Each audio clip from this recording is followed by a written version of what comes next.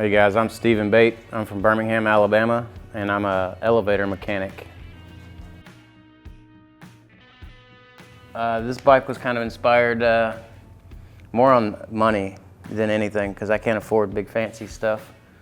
I paid like $300 for the motor on this bike, so in all, you could build this bike completely or buy a panhead engine.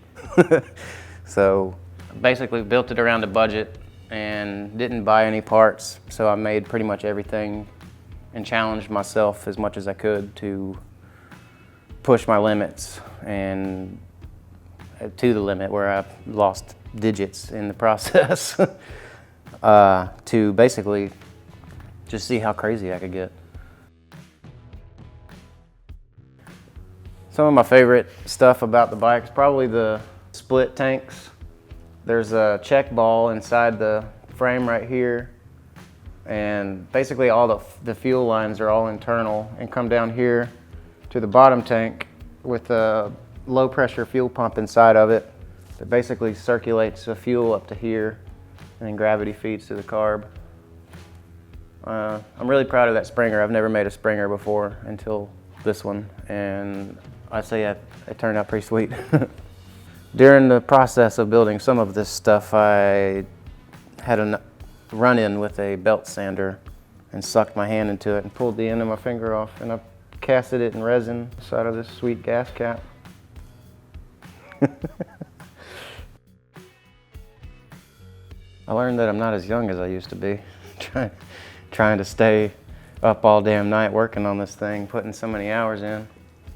But I did learn some things, more things about machining. I'd only kind of messed around with lathes until I got that lathe back there. So definitely my machining has grown. Also my paint work. This is like the 4th paint job I've ever painted. Originally I was gonna try and do some real skinny flames on the tank, and I realized that I'm not that good at taping out flames, and ended up scratching the whole idea just to do this weird panel job that kind of looks like little viruses.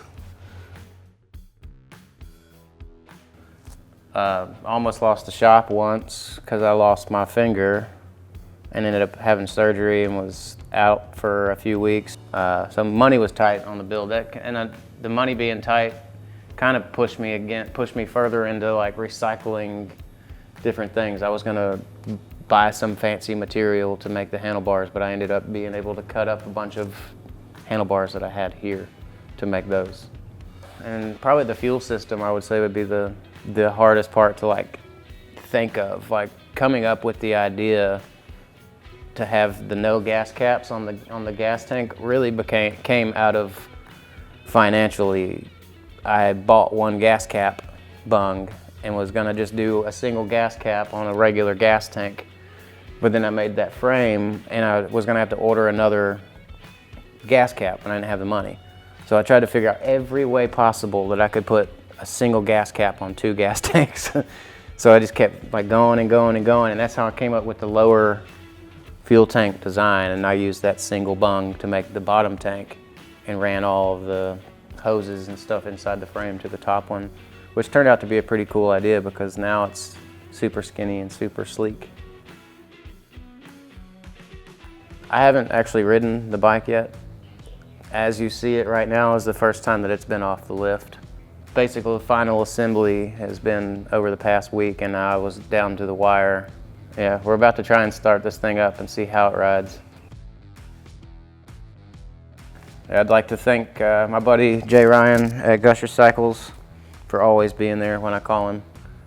Trying to ask him really dumb questions in the middle of the night about paint or fabrication or pretty much anything.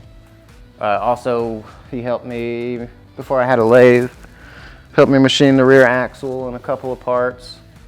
Thanks Electron for helping me out with that sweet carburetor. And Derek at the Real Exotic Customs, thanks man for the sweet upholstery.